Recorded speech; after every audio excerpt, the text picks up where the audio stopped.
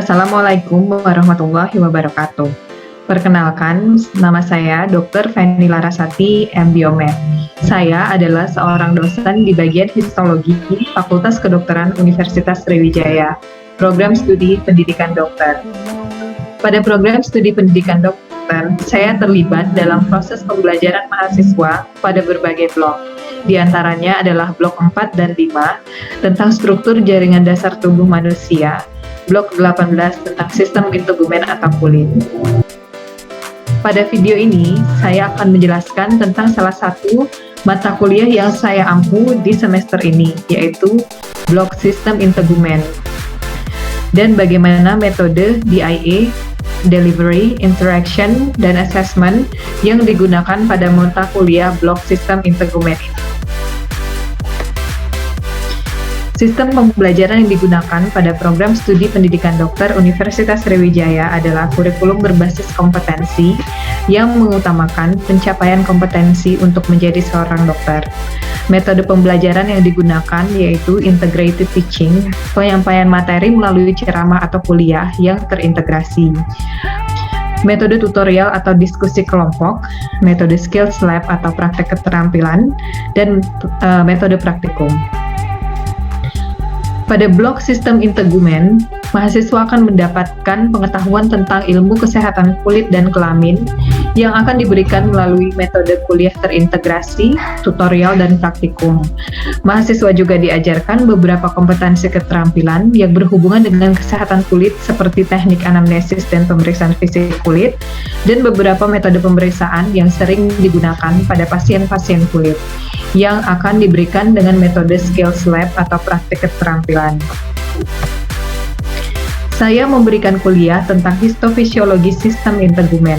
Tujuan pembelajaran dari mata kuliah ini yaitu agar mahasiswa mampu memahami embriologi sistem integumen, menjelaskan dan mengidentifikasi struktur mikroskopis sistem integumen, mampu menjelaskan fisiologi sistem integumen, mampu menjelaskan proses penyembuhan luka pada kulit, mampu memprediksi kelainan yang dapat terjadi terkait gangguan pada struktur normal dari sistem integumen.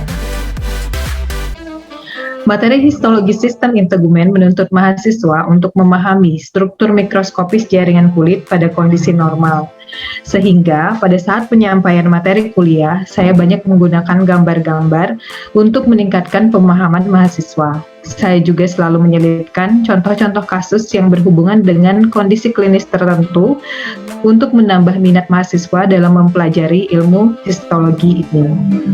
Misalnya pada saat saya memberikan materi tentang histologi jaringan kulit, saya memasukkan contoh kasus penyakit psoriasis yang berhubungan dengan gangguan pada proses regenerasi kulit normal, agar mahasiswa memahami pentingnya mempelajari jaringan tubuh normal agar dapat mengenali kelainan struktur yang terjadi pada berbagai penyakit. Mahasiswa cenderung lebih tertarik jika saya masukkan beberapa korelasi klinis pada setiap topik mata kuliah yang saya ajarkan. Agar proses pembelajaran lebih interaktif, di setiap subtopik saya akan memberikan kesempatan pada mahasiswa untuk bertanya tentang semua hal yang belum mereka pahami dari perkuliahan yang disampaikan. Di akhir proses perkuliahan, saya biasanya akan memberikan kuis untuk menilai seberapa jauh pemahaman mahasiswa tentang materi yang baru saja diterima. Kuis dapat diakses oleh mahasiswa melalui LMS yang disediakan oleh Universitas Sriwijaya pada laman elearning.unsri.ac.id. Proses tutorial merupakan salah satu proses yang cukup penting dalam sistem pembelajaran di prodi pendidikan dokter yang berbasis kompetensi. Melalui tutorial, mahasiswa diberikan paparan lebih awal terhadap kasus-kasus klinis yang akan sering mereka jumpai pada saat menjadi seorang dokter. Mahasiswa dibentuk dalam kelompok diskusi berjumlah kurang lebih 10 orang untuk membahas skenario kasus tertentu. Peran tutor sangatlah penting dalam proses ini. Tutor harus menjaga proses pembelajaran tetap berbasis student-centered pada saat proses diskusi, sehingga saya membiarkan mahasiswa mengembangkan topik diskusi sesuai dengan kasus yang diberikan, akan tetapi saya akan memberikan batasan jika diskusi sudah berjalan di luar tujuan pembelajaran yang diharapkan. Untuk menjaga kedinamisan diskusi, Saya juga mengingatkan mahasiswa yang menjadi moderator diskusi untuk memotivasi semua peserta untuk menyampaikan pendapatnya agar tidak ada peserta tutorial yang lebih dominan ataupun lebih pasif. Pada akhir diskusi, saya selalu memberikan masukan tentang proses pelaksanaan diskusi maupun tentang materi yang didiskusikan. Saya menyampaikan apakah diskusi telah berjalan sesuai dengan tujuan pembelajaran yang diharapkan oleh blog dan meluruskan hal-hal yang mungkin keluar dari panduan diskusi yang telah disusun oleh blog. Setiap tutorial, tutor akan memberikan penilaian pada mahasiswa meliputi keaktifan berdiskusi, kemampuan berpikir kritis, dan sikap afektif mahasiswa pada saat diskusi melalui form penilaian formatif tutorial mahasiswa yang telah disusun oleh program studi. Metode pembelajaran yang juga penting untuk membentuk lulusan yang kompeten sebagai dokter adalah metode Skills Lab. Pada saat pelaksanaan Skills Lab, mahasiswa dikondisikan pada situasi menjadi seorang dokter yang akan melakukan prosedur medis pada pasien, sehingga mahasiswa sekaligus juga belajar bagaimana berkomunikasi dengan pasien. Saya memberikan kesempatan pada mahasiswa untuk mencoba mengerjakan prosedur medis yang diajarkan agar semua mahasiswa dapat lulus dengan kompetensi yang sama. Metode assessment yang digunakan pada blok sistem integumen ini yaitu yang pertama, ujian berbasis komputer atau computer-based test dengan bentuk soal MCQ untuk menilai ketercapaian tujuan pembelajaran yang telah diberikan melalui kuliah terintegrasi dan tutorial. Metode yang kedua yaitu penilaian formatif untuk menilai proses tutorial seperti yang telah dijelaskan sebelumnya. Asesmen keterampilan medis dilakukan dalam bentuk Objective Structured Clinical Examination atau OSCE untuk menilai keterampilan mahasiswa yang telah diajarkan melalui metode Skills Lab. Berikut adalah video proses pembelajaran yang saya lakukan pada blok sistem integumen dengan metode kuliah integrasi dan tutorial.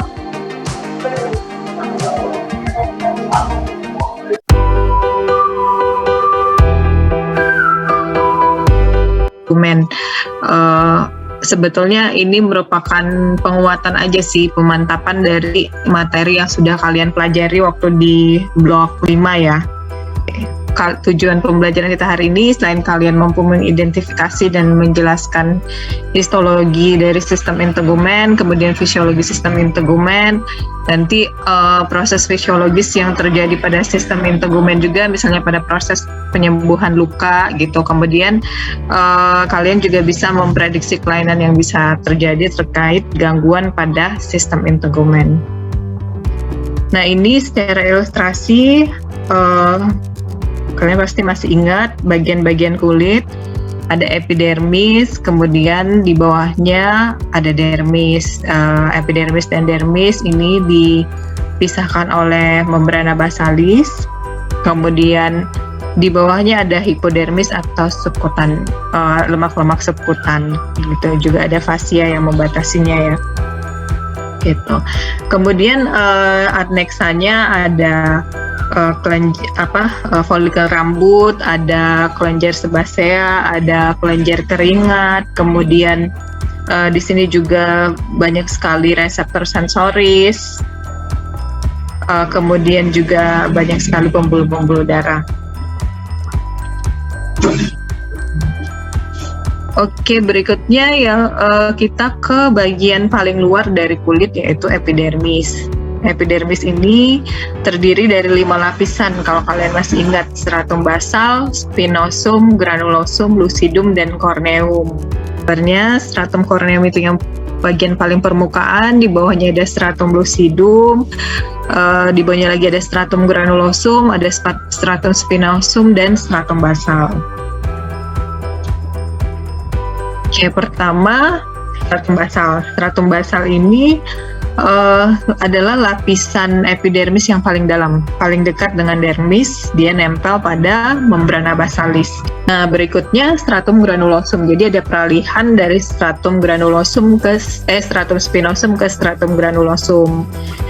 Bedanya apa? Sel yang di stratum spinosum dan granulosum itu pada sitoplasmanya sebenarnya.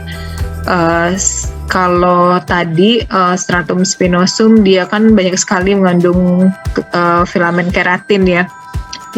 Kemudian dia desmosomnya juga sangat banyak gitu, sangat banyak.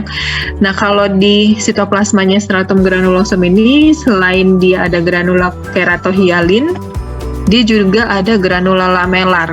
Granula lamellar ini mengandung banyak lipid gitu. Nah nanti lipid-lipid yang dihasilkan oleh granul lamellar yang ada di sitoplasmanya sel-sel di stratum granulosum ini akan mengalami eksositosis gitu. Jadi nanti dia akan eksositosis keluar sel, dia akan melapisi sel-sel yang ada di sekitarnya ini gitu. Nah selubung lipid inilah salah satu komponen dari skin barrier atau sawar epidermis, sawar kulit. Kemudian naik lagi ke atas, ini lapisan yang paling superficial. Ini 15-20 lapis sel biasanya. Di sini kita temukan sel-sel keratinosit itu sudah tanpa inti lagi. Jadi sebenarnya bukan disebut sel lagi ya, tapi ini sudah merupakan lapisan keratin aja gitu. Jadi makanya disebut kalau bahasa awamnya ya sel-sel kulit mati. Nah ini contoh penyakit yang berhubungan dengan gangguan pada proses keratinisasi ya, namanya psoriasis. Kalian udah pernah dengar belum psoriasis? Nah normalnya itu kalau pada kondisi kulit yang sehat kan tadi proses maturasi itu berapa hari? 15-30 hari kan, ya 30 hari lah kira-kira. Nah tapi kalau pada psoriasis itu dia lebih cepat gitu, bisa sampai 7 hari udah berganti, 7 hari udah, maksudnya sel basalnya tuh udah naik gitu dalam waktu 7 hari gitu. Karena dia maturation prosesnya itu tuh sangat cepat, maka dia tidak punya cukup waktu untuk membentuk tonofibril. Jadi stratum spinosumnya itu tidak berkembang dengan baik gitu, sehingga nanti biasanya kulitnya itu gampang lepas-lepas gitu, kayak mau ngelupas terus gitu. Selanjutnya kita akan membahas tentang dermis. Ada yang mau bertanya dulu nggak tentang epidermis? Izin bertanya dokter. Ya boleh. Tadi kan ada ngebahas skin barrier ya dok. Kalau misalnya dari yang saya tahu, skin barrier itu kan bisa rusak ya dok kalau misalnya di over eksfoliasi itu. Nah kalau sekarang itu kan lagi ngetren nih dok, kalau masalah cukur wajah gitu dok. Nah itu saya ada baca-baca juga kalau misalnya itu tuh bahaya, tapi ada juga yang ngomong kalau tapi ada beberapa orang tuh kayak yang nge-review ini apa sih, dia selama ini juga nggak apa-apa aja gitu ngelakuin cukur wajah gitu dok. Nah sebenarnya bahaya nggak dok cukur wajah ini untuk skin barrier kita? Terus ada efek jangka panjangnya nggak kalau dilakuin terus-menerus? Nah boleh saya lanjut ke pertanyaan selanjutnya atau gimana? Satu-satu dulu aja ya, nanti saya lupa.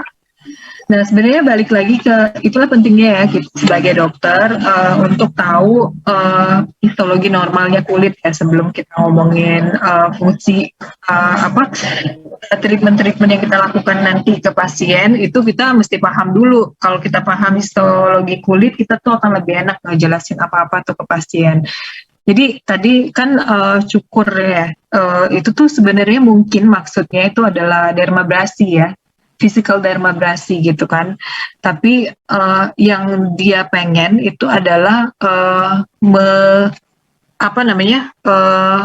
menipiskan ataupun membuang lapisan sel kulit mati ini yang ada di epidermis stratum corneum gitu. Itu kalau misalnya ya kadang-kadang memang sih kalau misalnya kita terekspos terlalu sering ke sinar matahari, ataupun misalnya karena faktor usia juga, atau stres dan lain-lain, itu menyebabkan kan epidermal turnover itu tuh jadi nggak normal gitu. Jadi kadang-kadang ada bagian kulit yang udah udah ngelupas, ada yang belum gitu. Nah, pengelupasan ini kan nggak bisa kita lihat dengan mata telanjang gitu kan. Yang ada cuma kelihatan kok kulitnya jadi warnanya jadi nggak rata ataupun kusam gitu. Nah, maksudnya kalau dia lakukan dermabrasi itu supaya lebih rata gitu, maksudnya lebih sama gitu kan ketebalan dari stratum korneumnya ini gitu. Tapi karena itu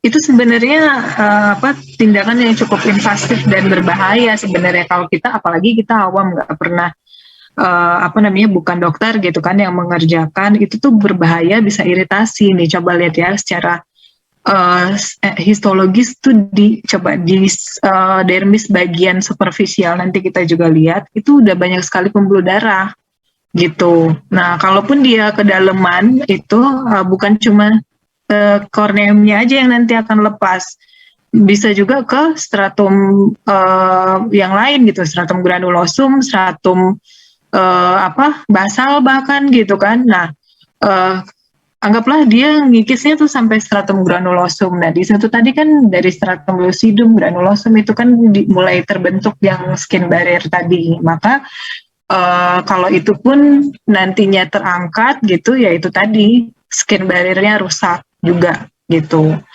Skin barrier ini selain tadi physical dermabrasi, kalau kita menggunakan kayak produk-produk yang mengandung alkohol tinggi, itu kan juga bisa melarutkan lemak kan. Nah, itu juga lipidnya juga bisa, lipid alami kulit juga akan bisa terangkat juga, itu juga bisa ganggu skin barrier.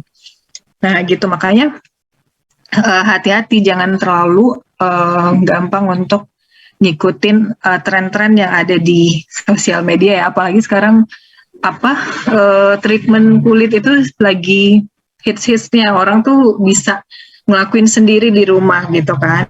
Nah, tapi ya itu tadi, kalau kita paham histologi kulit ya kita tahu apa yang terjadi gitu. Kenapa sih kok jadi merah? Ya wajar aja lah, mungkin dia ngikisnya terlalu dalam gitu, sampai ke dermis gitu. Kok dia sampai berdarah, ya berarti dia udah sampai dermis gitu. Oke, kalau udah sampai dermis ya udah bukan lagi skin barrier, seluruh epidermisnya udah terangkat gitu. Takutnya malah kalau misalnya sampai dermis itu kan sebenarnya kan sel yang bisa regenerasi itu ada di basal kan gitu. Nah, takutnya kalau dia sampai dermis malah bikin scar, jadi keloid gitu kalau misalnya dia luka, karena nggak ada lagi yang fungsi regenerasi epidermisnya kan udah terangkat semua. Oke, mungkin itu dulu kuliah hari ini. Ada yang mau ditanya nggak?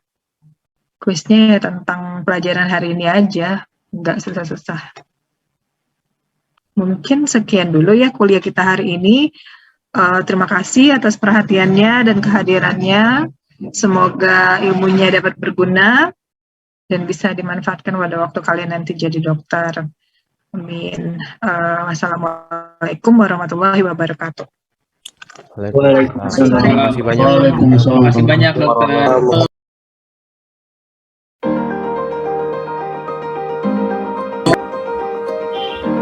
Assalamualaikum warahmatullahi wabarakatuh.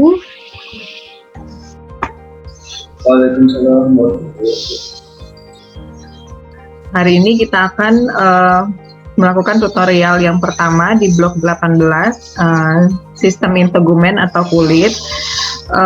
Hari ini tutorial pertama ya, jadi dari 2 tahap tutorial yang biasanya kita lakukan gitu. Jadi nanti kita akan seperti biasa akan mulai memilih moderator, kemudian moderator yang akan memandu jalannya diskusi hari ini. Saya harap kalian semua bisa aktif dalam diskusi sehingga nanti tujuan pembelajaran kita yang ingin dicapai pada tutorial hari ini itu bisa tercapai semuanya gitu. Apakah semuanya sudah dapat skenario? Sudah ya. Oke, baik. Berikutnya mungkin saya langsung serahkan ke moderator untuk memandu jalannya diskusi gitu. Baik, Assalamualaikum warahmatullahi wabarakatuh. Apakah sebelumnya suara saya terdengar jelas? Waalaikumsalam, sudah terdengar. Baik, di sini sebenarnya perkenalan terlebih dahulu, nama saya Syifa Ditari yang bertugas menjadi moderator pada kegiatan tutorial pertama kita pada pagi hari ini. Sebelumnya saya juga akan memperkenalkan sekretaris yang bertugas, di mana sekretaris laporan ada Selvi Aulia Putri, dan untuk sekretaris PPT ada Muhammad Dafan Braha. Nah, di sini sebelum memulai kegiatan tutorial kita pada pagi hari ini, ada baiknya kita berdoa terlebih dahulu, bisa lanjut ke pemaparan mengenai peraturan tutorial kita pada pagi hari ini, di mana untuk teman-teman yang ingin bertanya atau mengajukan pendapat bisa raise hand terlebih dahulu dan berbicara apabila saya selaku moderator sudah mempersilahkan. Baik, kita masuk ke agenda pertama, yaitu pembacaan skenario tutorial A blok 18 tahun 2021. Mungkin baik, untuk mempersingkat waktu, saya izin membacakan skenario A blok 18 ini ya. Seorang anak laki-laki 13 tahun datang berobat ke puskesmas dengan keluhan bercak merah menebal di wajah, lengan, dan badan disertai mati rasa dan demam sejak 1 pekan lalu. Baik, itu adalah skenario kita pada pagi hari ini, dan mungkin kita bisa lanjut ke bagian klarifikasi istilah. Untuk teman-teman yang ingin mengajukan klarifikasi istilah, mungkin bisa raise hand dan akan saya persilahkan sebelum berbicara. Izin moderator, sebenarnya cukup seperti itu dokter, karena dia merupakan riwayat penyakit dan juga masalah itu. Oke, berarti nomor 2 masalah ya, dan kalimatnya cukup seperti ini, tidak perlu dipenggal. Terima kasih. Fadlan aja. Mungkin untuk urutan prioritas masalahnya udah seperti kalimatnya, karena udah dari keluhan, lalu ada riwayat jalan penyakit, lalu ada riwayat keluarga sama pemeriksaan tadi. Jadi ya, untuk pemeriksaan sama saraf tepinya bisa disamain aja tuh. Terima kasih. Oke, terima kasih Fazlan. Untuk Regina bagaimana? Yang menjadi prioritas utama masalah itu biasanya kalau di blok-blok klinis adalah yang menjadi keluhan utama ya, yang membuat pasiennya datang untuk berobat ke rumah sakit atau ke praktek dokter gitu.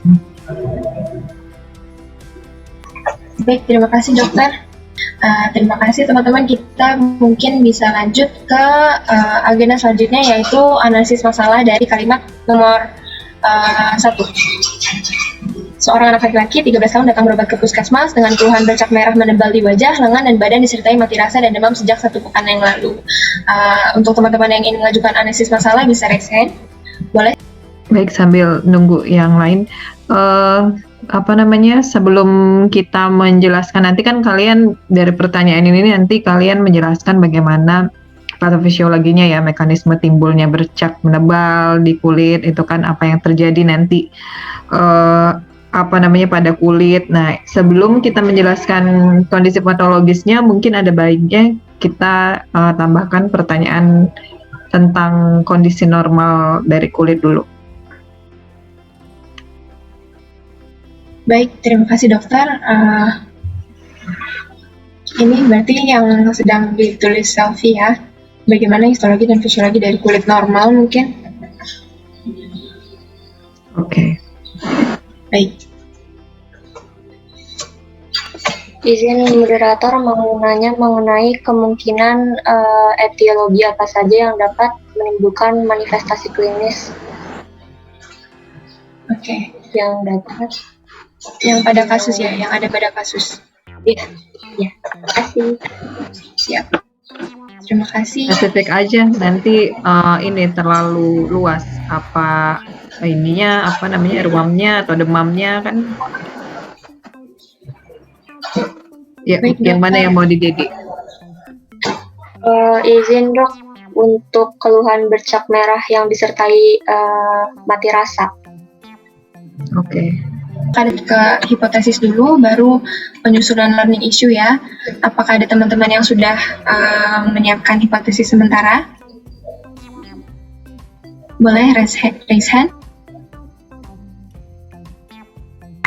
Izin moderator. Boleh, silakan Karina. Jadi seorang anak laki-laki beberapa tahun dia mengalami bercak merah menebal disertai mati rasa pada regio facialis, trunkus, dan ekstremitas inferior sejak 2 bulan lalu akibat morbus Hansen multibasilar dalam kurung atau ya morbus Hansen multibasilar dengan reaksi kusta tipe 1.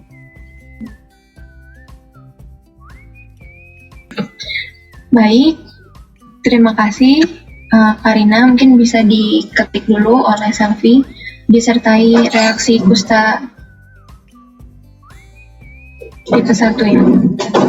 Iya. Untuk menulis diagnosis kulit atau ya ini hipotesis ya, sebelum kita ke tutorial yang kedua baru kita nanti dapat diagnosis. Nah, untuk menulis diagnosis kulit itu biasanya harus lengkap, efloresensinya harus lengkap gitu. Kemudian lokasinya juga harus disebutkan gitu.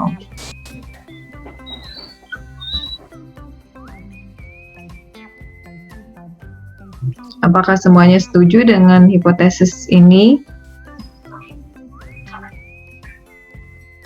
Kalau misalkan semua udah setuju, bisa brainstorming sedikit nggak alasannya kenapa kalian menetapkan diagnosis ini pada pasien ini? Secara ringkas aja, nanti untuk detailnya kan nanti kita bahas di tutorial kedua aja. Kenapa kalian buat hipotesisnya ini adalah ini disebabkan oleh morbus Hansen tipenya multibasilar, kemudian disertai dengan reaksi kusta tipe 1 gitu.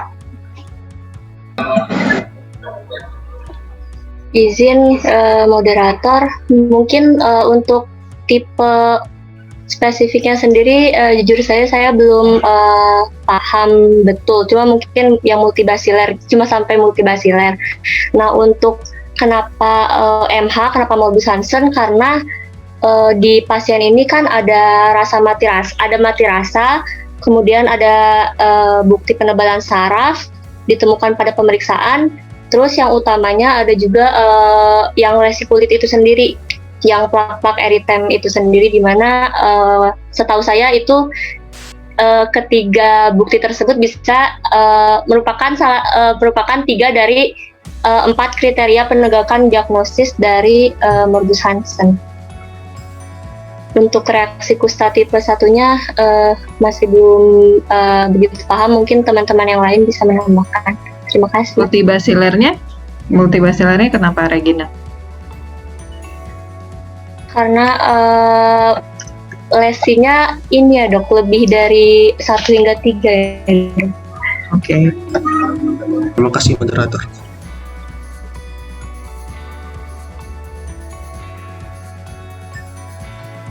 Oke, semua sepakat ya hipotesisnya ini ya.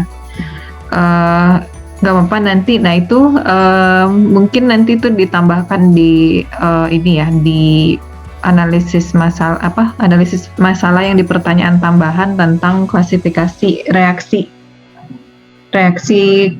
kusta atau reaksi morbus Hansen. Tadi kan ada klasifikasi penyakit, itu nanti kurang lengkap kalau kalian mau masukin di situ, nanti jawabannya cuma klasifikasi klinis dari morbus Hansen-nya itu sendiri aja gitu. Jadi klasifikasi reaksinya mungkin butuh ditambahkan di analisis masalah. Baik, terima kasih banyak dokter. Jadi di pertanyaan tambahan perlu ada klasifikasi mengenai morbus Hansen dan kustanya sendiri ya, dan reaksi kustanya. Dengan kita selesai menyusun LI ini, berarti insya Allah sudah selesai pula kegiatan tutorial hari pertama kita pada pagi hari ini. Sebelumnya dokter, sebelum ditutup, apa ada tambahan lagi dok mengenai keseluruhan tutorial? Sepertinya cukup ya, tadi udah kita bahas sama-sama, mulai dari identifikasi masalah, analisis masalah, kemudian sampai ke hipotesis gitu. Nanti kita akan lanjut lebih detail lagi di tutorial yang kedua gitu, sampai ke diagnosis pastinya ya. Oke. Silakan ditutup moderasi.